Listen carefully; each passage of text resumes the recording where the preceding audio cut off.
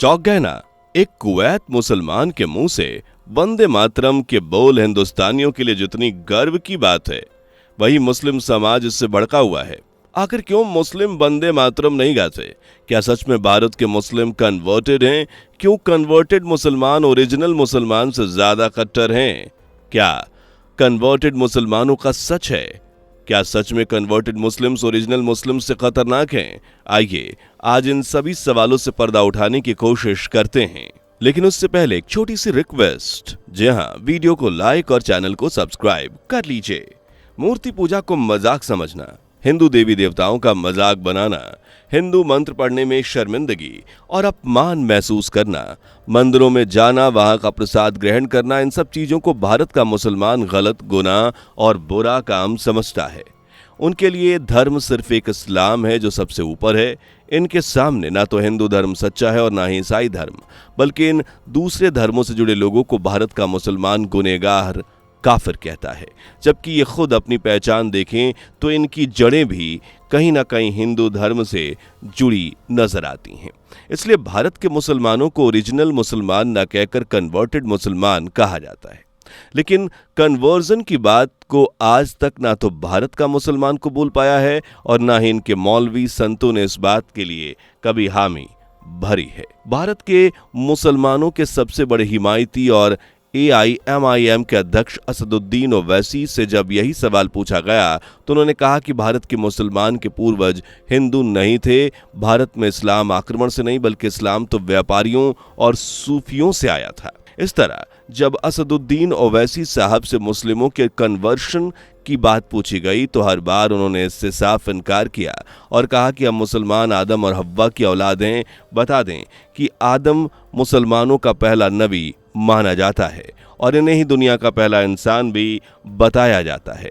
असदुद्दीन ओवैसी ने भी आदम और इनकी पत्नी हव्वा को ही मुसलमानों का माता पिता और खुद को उनकी औलाद बताया और अपने हिंदू वंशज होने की बात से नाइत्तेफाकी जताई। तो क्या सच में असदुद्दीन ओवैसी सहित भारत के तमाम मुस्लिम ओरिजिनल मुस्लिम हैं या फिर सच कुछ और है? आइए जानते हैं। हिंदुओं का गढ़, मंदिरों की भूमि और सबसे ज्यादा हिंदू आबादी रखने वाले भारत की आज टोटल आबादी 146 करोड़ से भी ज्यादा है, जिनमें मैक्सिमम आबादी का झुकाव ऑब्वियसली हिंदू धर्म की तरफ है, जो टोटल आबादी का करीब 80% तक का हिस्सेदारी रखते हैं। जबकि भारत का दूसरा सबसे बड़ा धर्म इस्लाम है, जिसकी परसेंटेज 2.3 है, यानी करीब 20 करोड़, जिनके अगर पिछले रिकॉर्ड्स उठाकर देखें तो इनमें से ज्यादातर मुस्लिम के पूर्वज हिंदू धर्म से ताल्लुक रखने वाले लोग ही मिलेंगे। और इस बात की गवाही फ्रांकोइस गोइटर ने भी दी है। इन्होंने अपनी बुक में लिखा है कि मुस्लिम समुदाय के पूर्वज हिंदू ही थे और वो श्री राम जी के भक्त थे, जिसकी वजह से इन्हें सम्मान मिलने लगा और देखते ही देखते इनका समाज ऊंचा दर्जा हो गया। इसी तरह के दूसरे स्रोत भी कुछ ऐसी ही गवाही देते हैं कि वर्तमान दक्षिण पूर्व एशिया के मुस्लिम जनसंख्या के मूल पूर्वज हिंदू ही थे और आज भी तमाम ऐसी जनजातियां हैं जो इस बात को सच मानती हैं, जिनमें गुजरात की पटेल जनजाति, पिंजारा या पिनारा जनजाति, बघेर सिंधी मुस्लिम्स, मंसूरी या रंगरेज, बोहरा, ऐसी अनेकों जनजातियां आज भले ही मुस्लिम हैं, लेकिन इनका झुकाव आज भी हिंदू धर्म की तरफ ही है। इसलिए भारत के मुस्लिम्स को कन्वर्टेड मुस्लिम कहा जाता है, जबकि सऊदी के मुस्लिम ओरिजिनल मुस्लिम हैं। लेकिन फिर भी इन दोनों के बीच जमीन आसमान का फर्क है। वो कहावत तो आपने सुनी होगी, नया मुल्ला प्याज ज्यादा खाता है। ये कहावत भारत के मुसलमानों पर बिल्कुल फिट बैठती है। इस कहावत का मतलब ये है कि धर्म परिवर्तन कर इस्लाम अपनाने वाला मुसलमान खुद को ओरिजिनल मुसलमान से ज्यादा समझता है और कट्टरवादी विचारधारा, कायदे कानूनों को न सिर्फ खुद फॉलो करता है बल्कि दूसरों पर भी जबरदस्ती थोपता है। जबकि आप ओरिजिनल मुस्लिम्स को देखिए तो आज खुलकर जी रहे हैं जो, और दूसरों को भी जीने का हक दे रहे हैं। इनके लिए इस्लाम जितना पाक है उतना ही ये दूसरे धर्म और उससे जुड़े लोगों का भी सम्मान की नजर से देखते हैं, जिसका जीता जागता सबूत है ये वीडियो। सर पर सफेद रुमाल, शरीर पर सफेद कुर्ता और पूरा इस्लामिक पहनावा पहने ये शख्स कुवैत के हैं, जिनका नाम मुबारक अल रशीदी है, जो कि एक सिंगर हैं। कुछ समय पहले जब भारत के प्रधानमंत्री ने कुवैत का दौरा किया तो उनके आदर सत्कार में कुवैत ने खास प्रोग्राम रखा था जिसका नाम था द हाला मोदी। इस प्रोग्राम में मुबारक अल रशीदी ने अपनी गायकी का जादू बिखेरा और भारत के सम्मान में वंदे मातरम गाया था।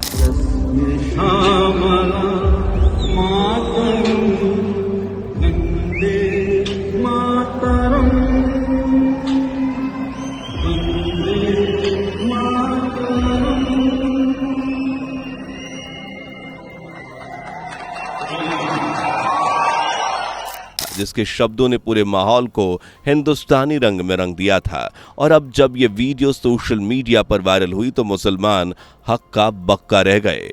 इतना ही नहीं, इसी प्रोग्राम के लास्ट में इन्होंने एक इंटरव्यू देते वक्त सारे जहां से अच्छा हिंदुस्तान हमारा भी गाया था। सारे जहां से अच्छा हिंदुस्तान हमारा, हम बुलबुले हैं इसकी, ये गुलसिता हमारा हमारा, सारे जहां से अच्छा।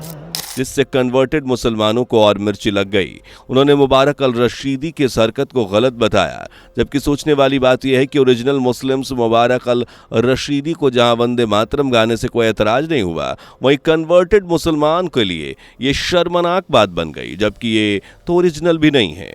यही सबसे बड़ा फर्क है जो आज कन्वर्टेड मुस्लिम्स जिल्लत का सामना कर रहे हैं, जबकि ओरिजिनल मुस्लिम्स को दुनिया में इज्जत प्यार की नज़रों से देखा जा रहा है। आप ज़्यादा दूर मत जाइए, कन्वर्टेड मुस्लिम्स का सबसे बड़ा उदाहरण आपको भारत में असदुद्दीन ओवैसी के रूप में मिल जाएगा, जिनसे अगर वंदे मातरम गाने को कह दिया जाए तो शायद वो अपनी गर्दन कटा देंगे, पर वंदे मातरम नहीं गाएंगे। जबकि इनके पूर्वजों तो 200 से 250 साल पहले ही हिंदू से मुस्लिम धर्म में आए हैं। और बताया जाता है कि ओवैसी के दादा का नाम तुलसी राम था, जो ब्राह्मण जाति से ताल्लुकात रखते थे। लेकिन जब भी ओवैसी साहब से उनके दादा के बारे में पूछा गया तो उन्होंने हर बात से इनकार कर दिया, लेकिन वो इस दावे को सही से खारिज नहीं कर पाए हैं, क्योंकि उनके पास ऐसा कोई सबूत या कागज नहीं है जिससे वो ये साबित कर पाएं कि उनके वंशज शुरुआत से ही मुस्लिम थे। इसी सच को छुपाने के लिए, पक्का सच्चा मुसलमान खुद को दिखाने के लिए ये कन्वर्टेड मुस्लिम्स अपना रवैया इतना सख्त लेते हैं, इन्हें देखकर ये कह पाना मुश्किल हो जाता है कि ओरिजिनल हैं या कन्वर्टेड। जहां ओरिजिनल मुसलमान वंदे मातरम को शान से गाते हैं, वहीं इन कन्वर्टेड मुस्लिम्स को वंदे मातरम से खास परहेज है। और इसके पीछे तर्क ये देखो इनका कि सिर्फ अल्लाह के सामने झुकना चाहिए, उसी की इबादत करनी चाहिए और कोई इबादत के लायक नहीं है। जबकि हिंदू धर्म सबका सम्मान करने, हर धर्म को अपनाने की इजाज़त देता है। हिंदू धर्म में धरती को देवी माँ के रूप में पूजा जाता है, इसलिए भारत के मुसलमानों को वंदे मातरम कहने में झिझक है और वो इस गाने को गलत बताते हैं। जबकि मुस्लिम समुदाय के कुछ लोग ऐसे भी हैं जो ऐसी सोच रखने वालों को मुंह तोड़ जवाब देते हैं और इस बात का विरोध करते हैं, क्योंकि इसमें कहीं भी मातृभूमि की पूजा करने की बात नहीं की गई, बल्कि वंदे मातरम तो उस धरती के लिए सम्मान जाहिर किया गया है जिस पर हम रहते हैं, यानी भारत, जहां हम पैदा हुए और एक ना एक दिन इसी ज़मीन में वापस हमें मिल जाना है। हालांकि इस्लाम में भी एक ही ईश्वर की बात कही गई है। दुनिया को बनाने वाला सिर्फ एक ही है, जिसके पास इंसानों को पैदा करने और मारने की ताकत है।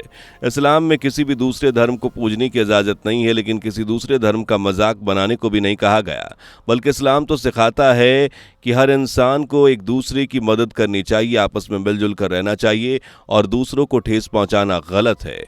इस्लाम धर्म सम्मान की बात कहता है, फिर यह सम्मान संस्था का, प्रतीक का हो, देश का हो या किसी और का। सम्मान का मतलब पूजा से बिल्कुल नहीं है और वंदे मातरम भी धरती माँ का सम्मान है, इससे ज्यादा कुछ नहीं। और ये बात ओरिजिनल मुसलमान समझते हैं, जानते हैं, इसलिए उन्हें वंदे मातरम गाने से कोई एतराज नहीं, क्योंकि हम वंदे मातरम गाकर कोई पूजा अर्चना नहीं कर रहे, बल्कि सिर्फ हम अपनी मातृभूमि की इज्जत की अफजाई कर रहे हैं, जिससे आज़ाद भारत के पहले शिक्षा मंत्री ने भी गाया था। न सिर्फ वंदे मातरम गाया था, बल्कि ये तो सरस्वती वंदना में भी शामिल हुआ करते थे। ये भारत के अपने मातृभूमि के बंटवारे के भी सख्त खिलाफ थे, जबकि दूसरी तरफ मुस्लिम समाज के जिन्ना थे, जिनकी वजह से भारत दो टुकड़ों में बटा, और ये भी वंदे मातरम के खिलाफ थे और मुस्लिमों को भी इसे गाने से सख्त मना करते थे। लेकिन ओरिजिनल मुसलमान कभी ऐसा नहीं करते। वो इस्लाम को फॉलो तो करते हैं, साथ ही अच्छे बुरे की समझ और दूसरों का मान सम्मान करना भी अच्छी तरह से जानते हैं, इसलिए इन्हें ओरिजिनल मुसलमान कहा जाता है। वैसे आपको क्या लगता है, क्या वंदे मातरम गाना गलत है? आपकी वंदे मातरम को लेकर क्या राय है, कमेंट बॉक्स में लिखकर जरूर बताएं।